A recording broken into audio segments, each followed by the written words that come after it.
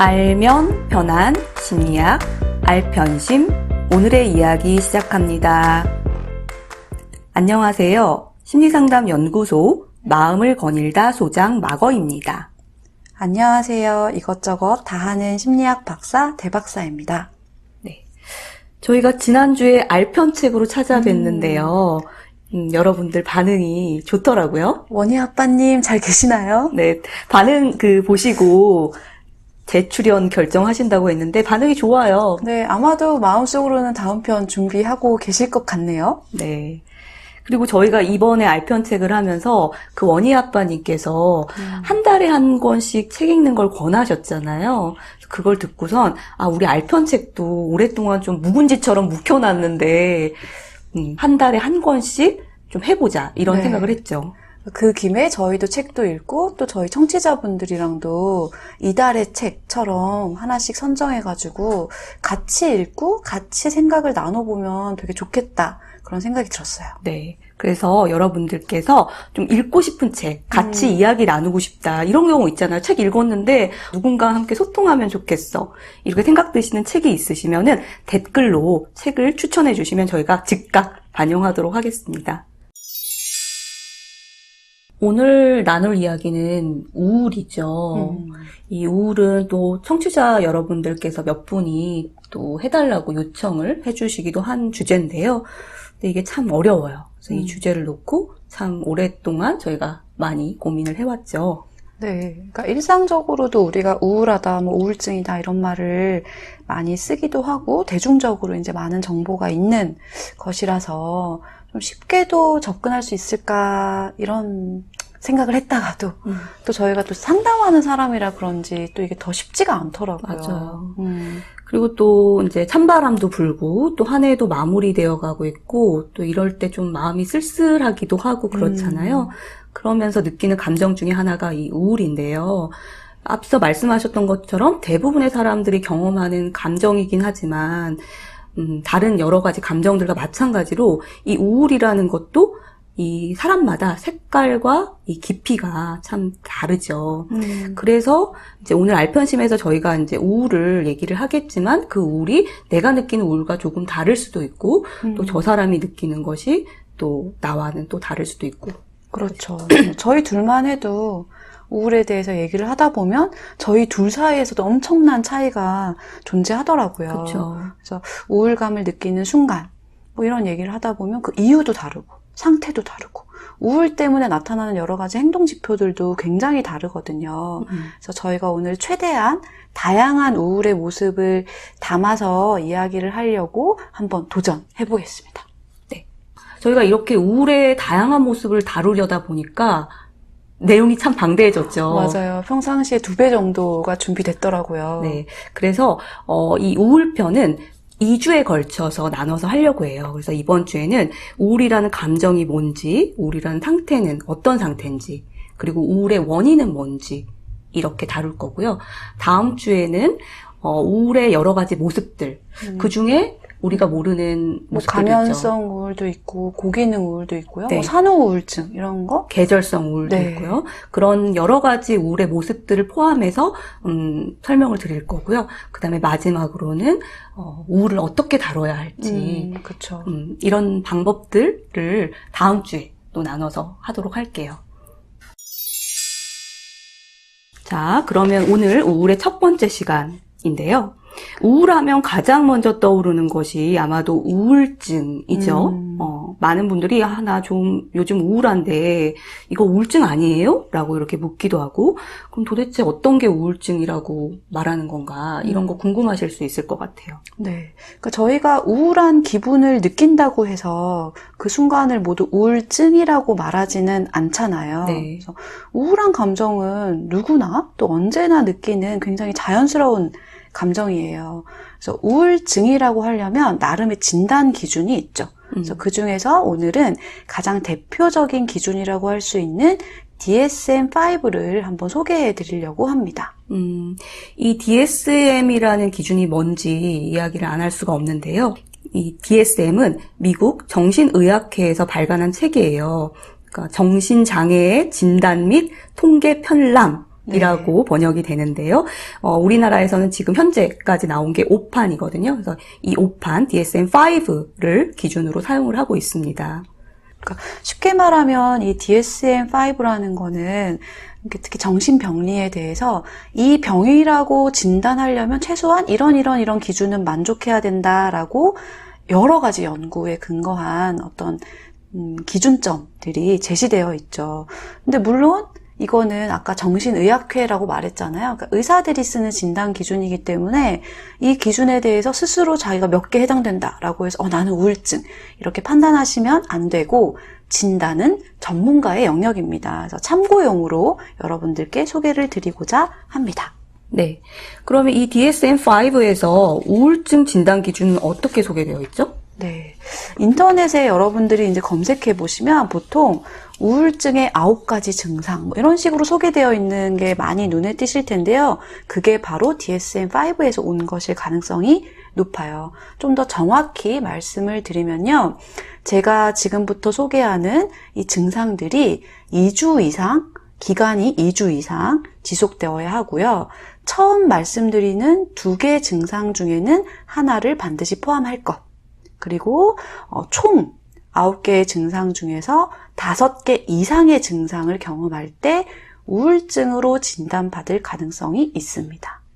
자, 그럼 차근차근 이 9개의 증상을 소개해 드릴게요.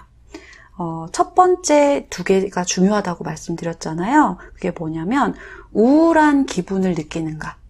그러니까 자기가 생각했을 때 기분이 우울한가. 두 번째가 일상 활동에서의 흥미나 즐거움을 상실했는가. 소위 무쾌감증이라고 합니다. 그러니까 이 둘 중에 적어도 하나 이상은 포함을 해야 우울증으로 진단받게 된다는 거죠. 네. 그러니까 그만큼 기본적인 증상일 수 있다는 거죠. 그리고 나머지는요, 식욕장애. 우울하면 입맛이 떨어지는 분들 많으시잖아요. 수면장애.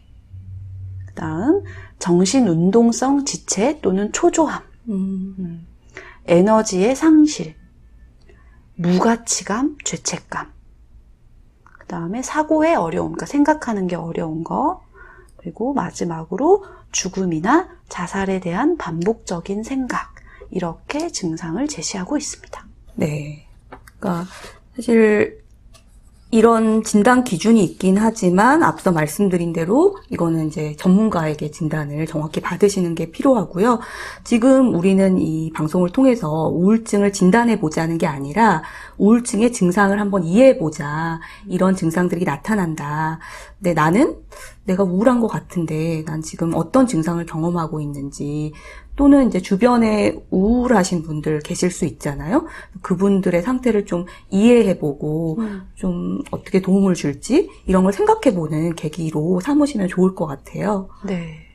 그래서 이 9가지 증상에서 몇 개가 해당되냐 뭐 이런 것도 중요하지만 어쩌면 더 중요한 부분은 나는 얼마나 이 우울감 때문에 괴로움을 느끼고 있는가, 그리고 이 우울감이 내 삶을 얼마나 지배하고 있는가, 그래서 일상을 유지하는 게 얼마나 힘든가, 이런 부분들을 생각해 보시는 게 더 좋을 것 같아요. 네. 그래서 우울증이 굉장히 심한 경우에는 이제 환각이나 망상 같은 증상이 동반되기도 하고요. 또 이 우울과 불안은 짝꿍 같은 거라서 맞아요. 우울하게 되면 또 불안하기도 하고 또 불안해서 우울하기도 하고 이렇게 같이 다니는 경우가 많다는 점도 좀 기억해 보시면 좋을 것 같아요.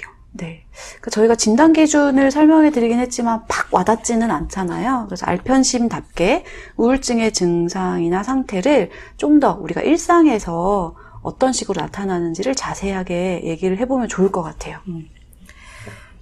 그래서 우울할 때 영향을 받는 일상의 영역이 참 여러 가지죠. 그래서 뭐 우리의 정서, 감정, 그다음에 동기, 어떤 일을 하고자 하는 의욕 이런 것들, 그다음에 행동, 그다음에 생각, 신체 증상 등 여러 가지의 영향을 줄 수 있어요. 그래서 우선은 정서적으로는 비참하다, 또 공허하다 이런 감정을 많이 느끼고요. 또 앞서 말했던 것처럼 어떤 거에도 즐거움과 쾌감이 들지 않아요. 맞아요. 그리고 또 이 기분만 가라앉는 게 아니라 어떤 걸 해야겠다라는 동기도 낮아지죠. 그래서 우울하신 분들은 이제 대부분 뭘 해도 별로 재미가 없고 또 뭘 하고 싶지도 않다. 그런 느낌을 받으시거든요.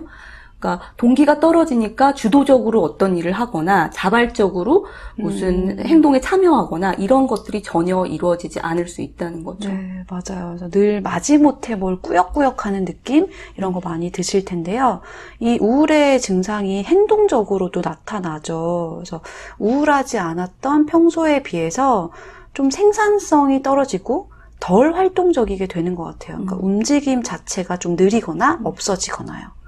그리고 또 우울에서 우리가 가장 강조하는 증상 중에 하나가 인지 증상인데요. 그러니까 생각하는 방식에 대한 건데 비관주의라고 해야 될까요? 그러니까 스스로에 대해서 굉장히 부정적으로 평가하고 자기 비난을 많이 해요. 그리고 뭘 해도 안 될 거야. 이렇게 생각하는 경향이 굉장히 큰데요. 이걸 이제 우리가 소위 인지삼재라고 하잖아요. 네. 네. 그래서 나 자신, 그리고 내가 사는 이 세상, 그리고 나의 미래, 이 모든 것에 대해서 부정적으로 생각하는 경향이 있습니다. 이런 증상들이 사실은 독립된 게 아니고 다 연결된 거일 수 있어요. 그러니까 부정적으로 생각이 되니까 할 필요도 없고 할 마음도 없어지고 그러니까 몸도 안 움직이게 되고 또 가만히 있다 보면 더 감정이 가라앉고 이런 식으로요. 그리고 또 이게 신체적인 증상으로도 표현되기도 하죠. 맞아요. 두통이나 현기증 같은 또는 이제 계속 배가 아프거나 이런 것도 이런 식으로 다양한 통증에도 영향을 줄 수 있죠. 네. 그래서 만약에 저희가 이제 정서편에서도 말씀드렸었지만 내 정서를 내가 온전히 느끼고 표현하는 게 자연스러우신 분들은 아마 나 요즘 되게 우울한 것 같아. 뭔가 공허하고 뭘 해도 재미가 없어. 이렇게 표현하실 거예요.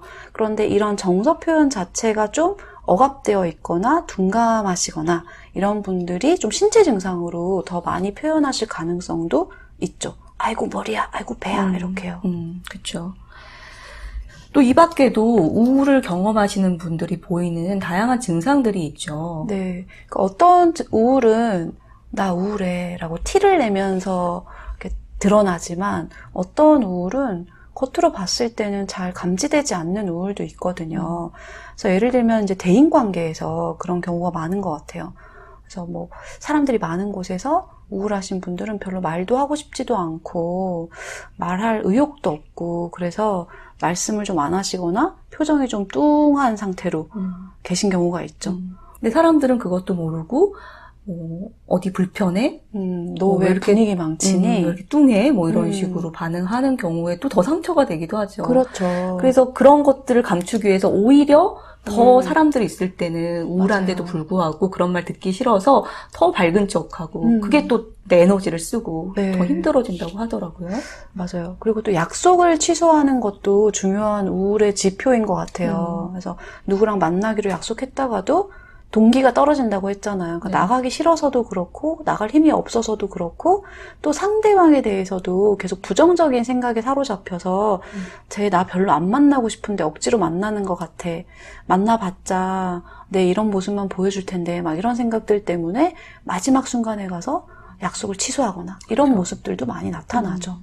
그러니까 막판에 취소하는 경우에 우울을 겪고 있을 가능성이 있고요. 또 저는 제가 생각하는 제가 이렇게 임상 경험으로 가지게 된 지표가 하나 있어요. 근데 의외로 잘 맞아 떨어지더라고요. 네. 그러니까 이제 회사원들 같은 경우에 평소에는 대중교통으로 잘 다니시던 분이 갑자기 어느 날부터 출근을 택시로 하는 경우에 잘 들여다보면은 우울을 겪고 계신 경우가 있더라고요. 그러니까 아침에 이제 출근을 해야 되는데 나갈 힘도 없고 나가고 싶지도 않고 그래서 민기적 거리다가 시간이 너무 없는 거예요. 임박해서 이제. 그렇죠. 그리고 또 중요한 게 내 발로 걸어서 갈 힘조차 없는 거예요. 그래서 택시를 그렇게 많이 타시더라고요. 그러니까 뭐 돈이 여유가 있어서 택시를 타는 게 아니라 여유가 없지만 택시를 타고 다니는 그런 증상이 나타나면 제가 물어봐요. 친구한테도. 어떠냐 요즘. 뭐 이러면은 여지없이 좀 우울인 경우가 있더라고요. 전 오래 우울을 앓은 사람이네요. 그리고 약간 이 우울이 그냥 이미지로 생각하면 축 처져 있고 힘이 없고 이렇게만 느껴질 수 있지만 어떤 우울은 굉장히 에너지가 있어요. 그래서 화와 짜증과 맞아요. 분노 이런 식으로 표현되기도 하죠. 그래서 괜히 막 짜증이 나고 괜히 막 상대방한테 화를 내고 이러는 분들도 표면적인 감정은 분노, 화지만 아마 내면의 감정은 우울일 가능성도 한번 생각해 보실 필요가 있습니다. 네. 그래서 이런 수많은 증상을 저희가 이제 말씀드리는 이유는 우울이 굉장히 얼굴이 여러 가지다. 그래서 죽고 싶지만 떡볶이는 먹고 싶어라는 책이 굉장히 핫했잖아요. 네. 그게 이제 우울을 다룬 책이었는데 저는 그 내용의 호불호를 떠나서 제목은 굉장히 멋진 것 같아요. 제목이 일을 다 했죠. 네, 맞아요. 그래서 우울하다고 해서 욕구가 없는 것이 아니고 일상을 살기도 하고 되게 잘 살기도 하거든요. 그래서 죽고 싶을 만큼 우울하지만 떡볶이는 또 되게 먹고 싶은 그런 상태일 수도 있다는 거죠. 네. 그 주인공은 죽고 싶지만 어쩌면 떡볶이를 먹기 위해서 안 죽을 수도 있는 거거든요.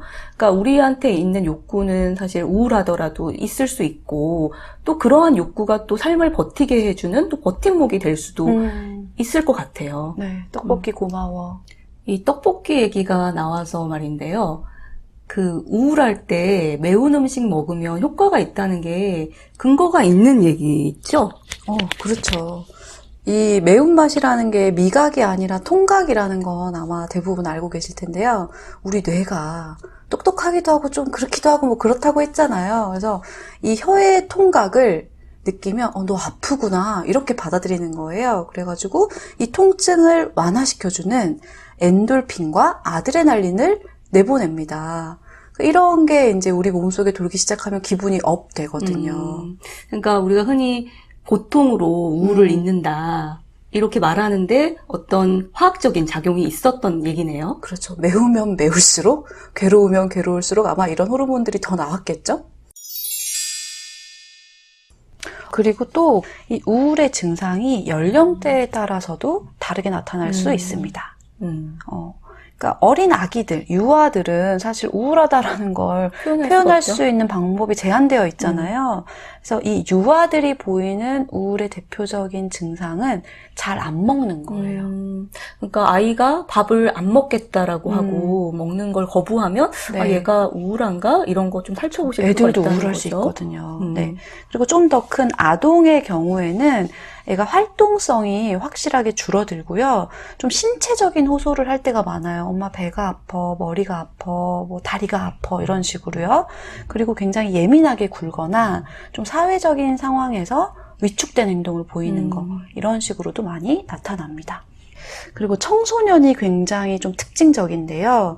청소년의 경우에 우울은 찌푸린 얼굴, 그 다음에 뭐든지 거부하는 거, 그리고 자존감이 낮은 모습 이런 식으로 나타나지만 좀 청소년만의 특징적으로 나타나는 것이 있다면 반사회적인 행동이에요. 그렇죠. 특히 청소년의 경우에는 이제 우리가 오해하는 게 비행을 저지르거나 또 어른들과 갈등을 자꾸 일으키는 경우에 얘 왜 이렇게 반항해? 이렇게 보기도 하는데 사춘기야. 그렇죠. 근데 의외로 그 내면에는 우울증이 있을 수가 있다는 거예요. 그러니까 우리가 흔히 우울증 하면은 전형적으로 축 처져 있는 그런 모습을 떠올리는데 청소년들 같은 경우는 반항하는 모습이 우울증의 또 다른 이면일 수 있다라는 것 좀 기억해 보시면 좋을 것 같아요. 네.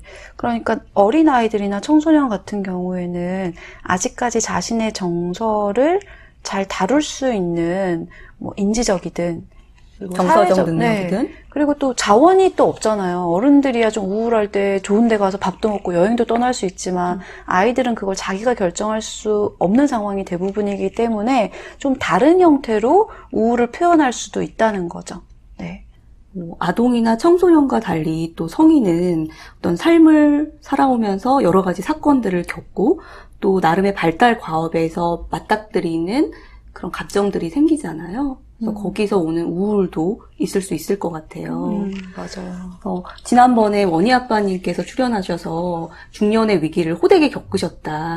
그런 말씀을 하셨는데 정말 자연스러운 발달상의 감정 또는 우울감일 수 있죠. 네.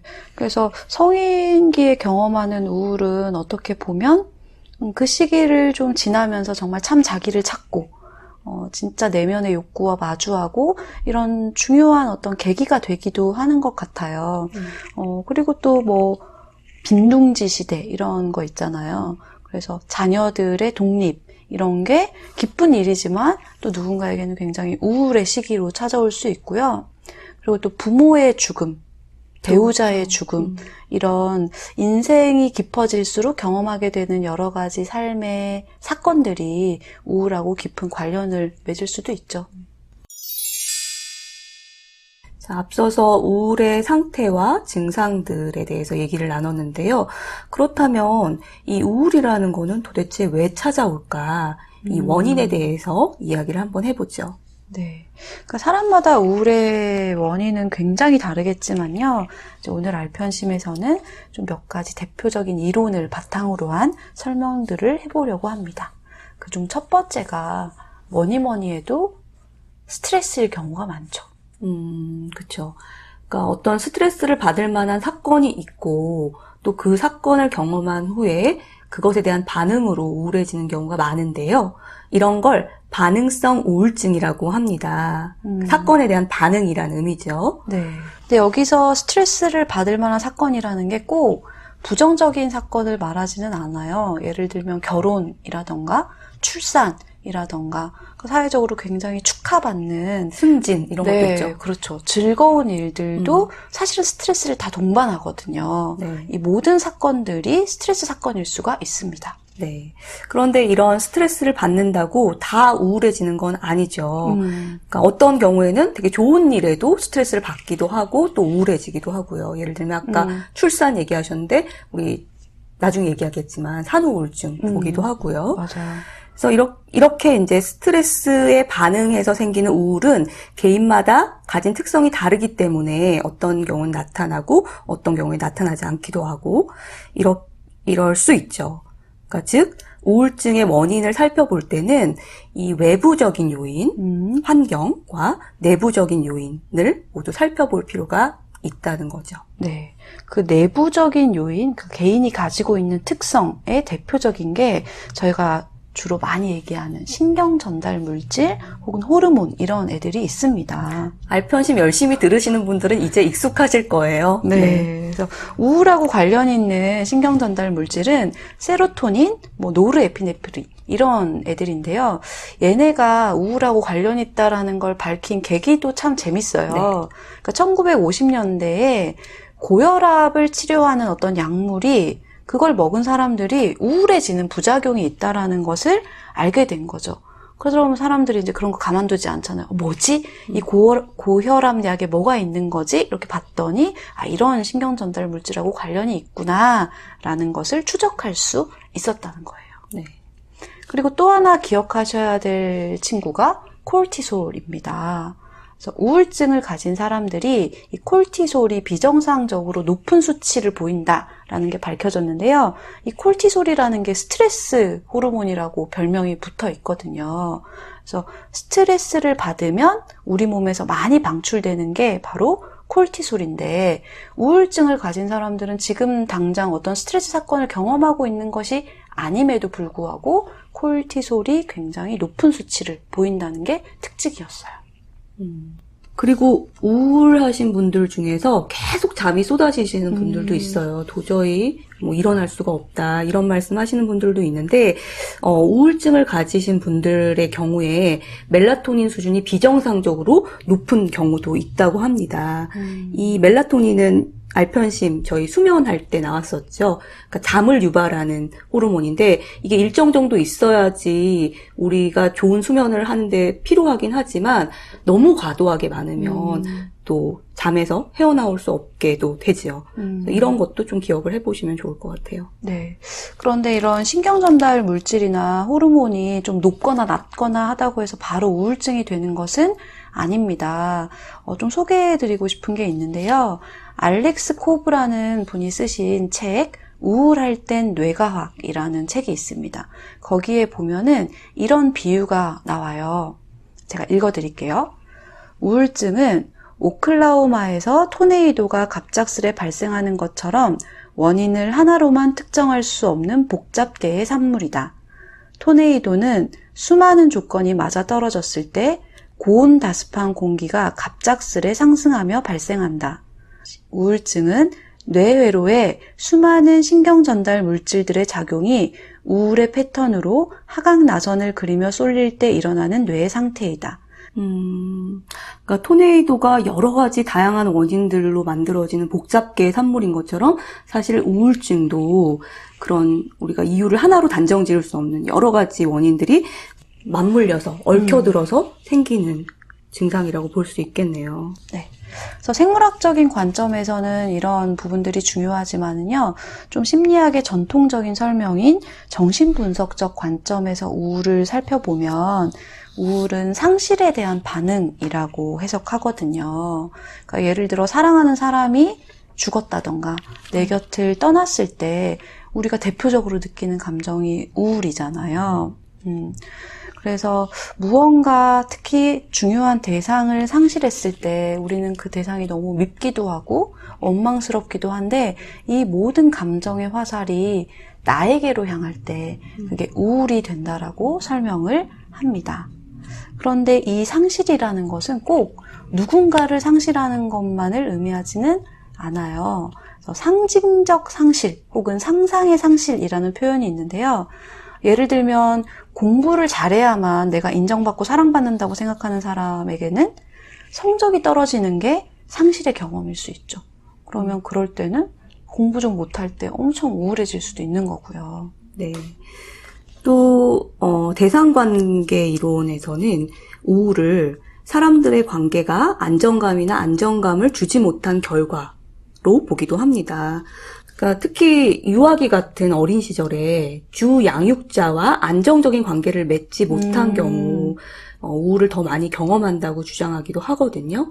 그러니까 어릴 때는 그 아기일 때는 뭘 해도 되게 이쁨 받잖아요. 그냥 존재 자체로서 인정받는 그런 경험이 필요한데요. 그 경험이 잘 되지 않아서 굉장히 기반이 자기 존재의 기반이 취약해질 때 그런 일종의 상실감, 관계의 불안정성 이런 걸로 인해서 우울을 겪게 된다고도 얘기를 합니다. 네. 그런데 또 이런 상실만이 또 우울의 원인은 아니죠. 굉장히 다양한 설명이 있는데요. 우울을 설명하는 강력하지만 또 한편 조심스러운 설명 방식이 행동주의적인 관점이에요. 이 행동주의라 함은 보상, 처벌 이런 식으로 모든 것을 좀 설명하는 이론인데요. 우선 우리가 우울한 경우를 생각해 보면 내 삶에서 별로 즐거운 일이 없을 때, 그렇죠. 그러니까 보상이 없을 때 우리가 우울을 많이 겪는다라고 설명을 해요. 그래서 내가 뭔가 노력을 하는데도 자꾸 되는 일이 없고, 심지어 노력했는데 나쁜 일만 생기고, 그러니까 즉 처벌받는 일이 생기면 삶이 우울해질 수 있다고도 설명을 하죠. 그리고 또 더 굉장히 조심스럽지만 어떤 경우에는 이 우울이 더 부정적인 괴로움을 피하게 해주기 때문에 발생한다라고 설명하는 것도 있어요. 그러니까 이런 거를 보통 우울을 통해 얻는 2차적인 이득, 그 세컨더리 게인이라고 얘기를 하는데요. 그 다시 말해서 정말 내가 감당하기 어려운 갈등이나 도전 또는 상황을 나도 모르게 막 피하고 싶은 경우에 이걸 의식하는 게 절대 아니에요. 무의식적인 상태에서 우울에 빠질 수 있다는 거예요. 그러니까 예를 들어서 우울을 겪게 되면 이제 그 주변의 사람들이 이 사람은 힘드니까 좀 보호해줘야 돼. 스트레스를 받지 않도록 이제 뭐 이 사람의 어려움을 대신해주거나 또는 갈등 상황에서 이렇게 보호를 해주기도 하죠. 그래서 이렇게 생긴 우울은 나도 모르게 생긴 우울이에요. 그래서 의식하고 그러는 게 아니라 굉장히 무의식적인 반응으로서 생기는 우울일 수 있죠. 네. 그러니까 저희가 조심스럽다라고 말씀드리는 이유가 내가 만약에 지금 현재 우울을 경험하고 있는 입장에서 들으면 그럼 내가 뭔가를 회피하기 위해서 우울이라는 이 상태를 만들어냈다는 거야? 라고도 좀 오해하실 수도 있죠. 또 상처받으실 수도 있고요. 네. 그래서 되게 저희가 조심하는 건데 이 심리학적인 설명에 따르면 어떻게 보면 엄청난 스트레스 사건이나 내가 감당하기 어려운 일 앞에서 내가 나 자신을 보호하려는 것은 굉장히 자연스럽게 발동되는 하나의 기제라는 거죠. 그래서 이 우울감이 어떻게 보면 우리를 보호하기 위해서 발동되는 하나의 보호막의 역할을 해준다고도 생각을 해볼 수 있을 것 같아요. 근데 나를 보호하려고 발동된 이 우울이라는 방어막이 너무 강해져가지고 결국은 나를 또 해치는 네, 결과를 짓누르는 초래하죠. 그런 게 이제 우울증이라고도 할 수 있겠죠. 제가 이제 한 책에서 본 사례인데요. 산후우울증에 걸린 여성에 대한 이야기였어요. 물론 이제 저희가 다음 시간에 더 자세히 얘기를 나누겠지만 아기를 낳고 기르는 것 자체는 굉장히 힘든 일이고 또 그 호르몬에 엄청난 변화가 생기기 때문에 우울증에 걸릴 가능성이 굉장히 높아지는 시기이긴 하거든요. 그런데 이 여성의 경우에는 여러 가지 치료를 했음에도 불구하고 산후우울증이 호전되지가 않았던 거예요. 그래서 병원에서 굉장히 깊이 살펴봤더니 이제 이 여자분이 스스로 이제 완벽한 아내, 또 완벽한 며느리, 엄마 이렇게 살아야 된다라는 부담이 굉장히 크셨던 분인 거예요. 그런데 이제 어느 날 우울에 빠지고 나니까 모든 사람들이 그런 거 할 필요 없다. 밥도 안 해도 된다. 이렇게 되면서 어떻게 보면 이 우울한 순간에는 그동안 자신을 짓눌러 왔던 수많은 책임감과 부담감을 놓고 살 수 있었다는 걸 깨닫게 되는 그런 사례가 있었습니다. 일종의 세컨더리 게인이라고 할 수 있겠죠. 그러니까 그만큼 그 부담이 굉장히 크고 괴로웠다라는 걸로 이해하면 좋을 것 같아요. 그러니까 우리가 이런 세컨더리 게인을 이해하는 이유는 나한테 이런 부담과 이런 압박이 있었구나. 자기를 이해하게 되고 또 그렇게 이해를 함으로써 또 우울에서 벗어날 수 있는 어떤 계기를 마련할 수 있다는 점에서 좀 이해를 해보시면 좋을 것 같고요. 그러니까 결국은 이 심리학적으로 모든 증상, 그것이 우울증이든 뭐 다른 증상이든 그 증상은 자신의 괴로움으로부터 자기를 이렇게 보호하려고 하는 동기에서 출발하는 것 같아요. 네. 만약에 이걸 들으시는 분들 중에 좀 심리적인 힘과 자원이 있으신 분들이라면 혹시 내가 우울을 통해 얻고 있는 혹은 우울로 인해서 좀 멀리 도망갈 수 있는 무언가는 없나 한번 자신을 들여다보는 것도 도움이 될 것 같습니다. 또 우울과 관련해서 빼놓을 수 없는 하나의 어떤 용어가 학습된 무기력이라는 용어가 있어요. 그러니까 우울의 대표적인 증상 중에 하나가 무기력한 거잖아요. 뭔가 힘도 좀 빠져있고 뭘 해도 안 하고 도전하지 않고 이런 모습을 보이는데요. 이게 학습된 거라는 거죠.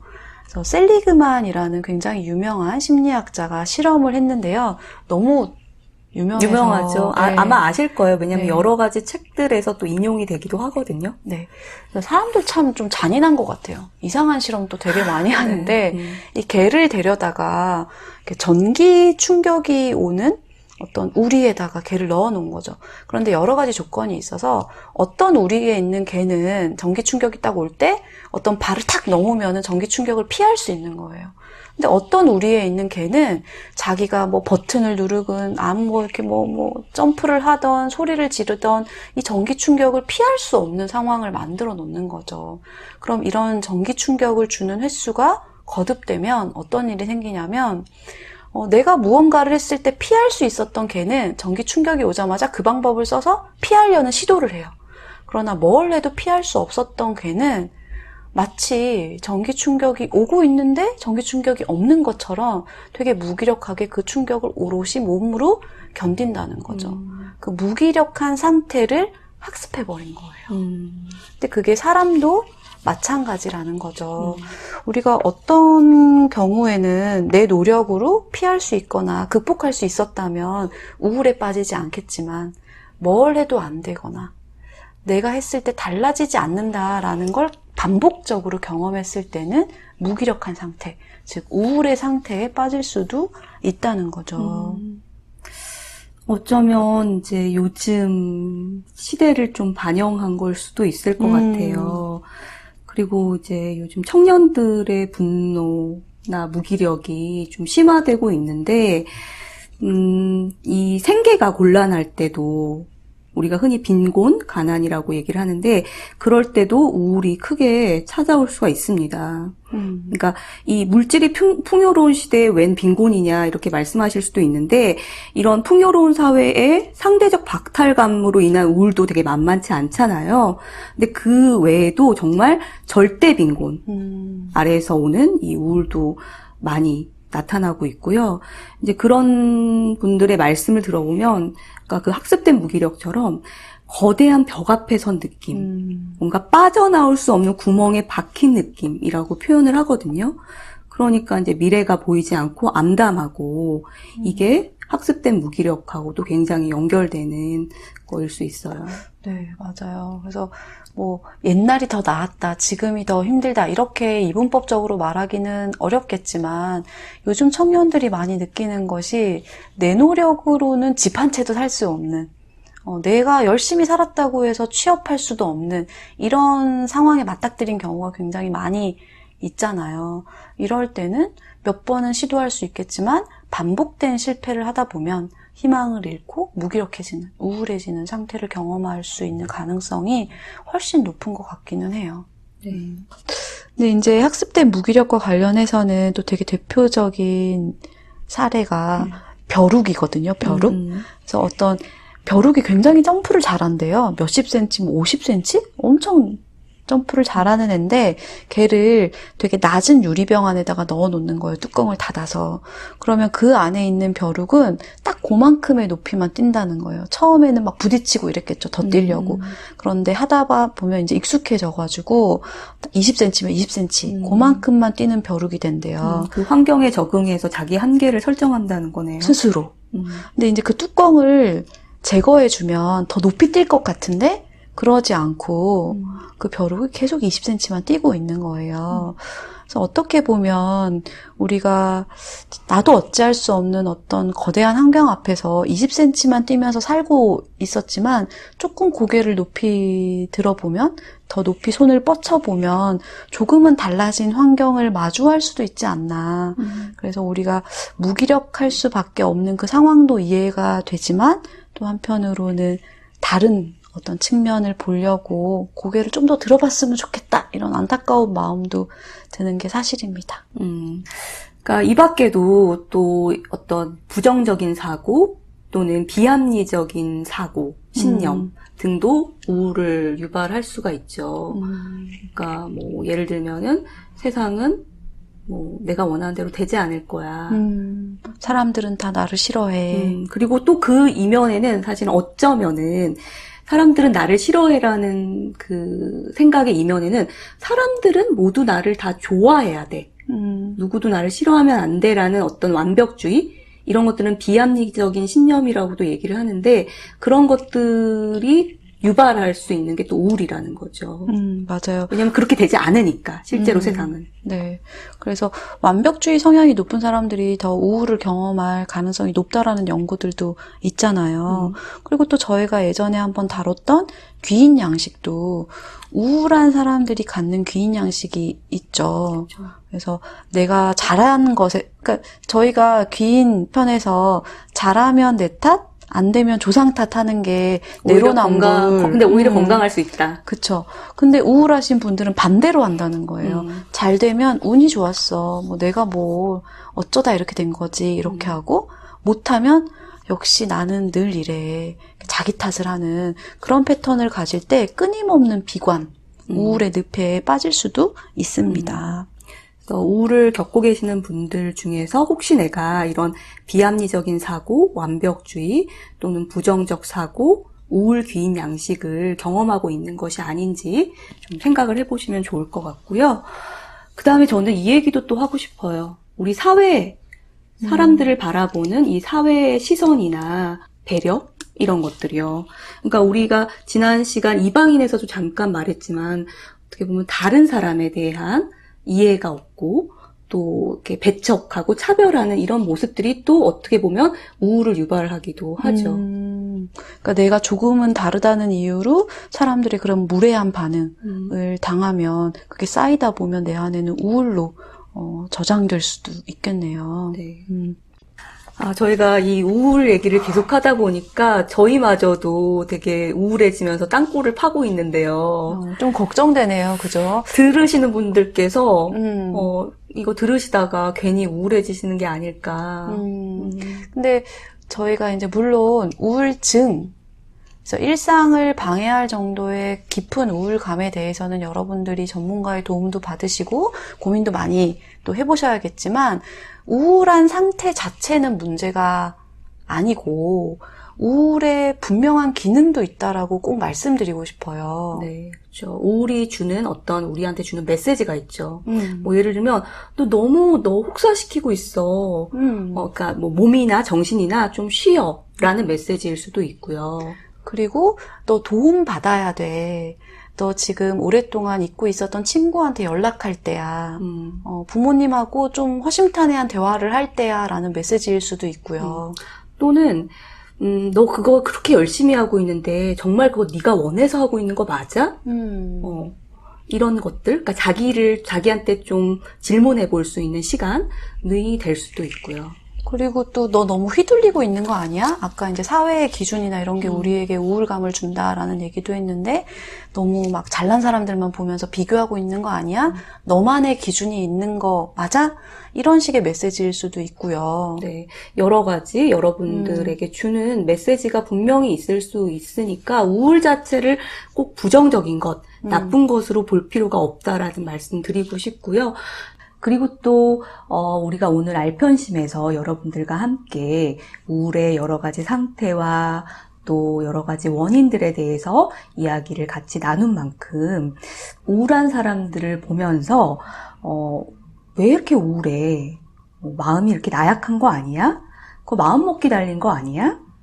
뭐 이런 태도나 시선을 가지기보다는 좀 더 관대하고 또 공감 어린 태도, 그러니까 우울한 것도 참 괴로울 텐데 얼마나 아프고 힘들까라는 공감과 이 위로의 마음을 가지셨으면 좋겠다라는 말씀을 전하고 싶습니다. 이제 저희가 우울 1편을 마무리 지어야겠죠? 네. 그래서 저희가 우울의 얼굴이 굉장히 다양하다 이런 얘기들을 했는데 여러분들은 언제 어떤 우울을 왜 경험하고 계신지 한번 꺼내보는 것도 괜찮을 것 같아요. 때로는 나 좀 우울해 라고 꺼내는 것만으로도 나아지기도 하거든요. 그렇죠. 그래서 다음 주에 저희가 우울의 또 다른 모습들 그리고 어떻게 하면 좀 우울에 대처할 수 있을지 이런 방법들을 가지고 찾아뵐 테니까요. 일주일 동안 내 마음을 잘 들여다보시면서 저희 우울 2편을 기다려주시면 감사하겠습니다.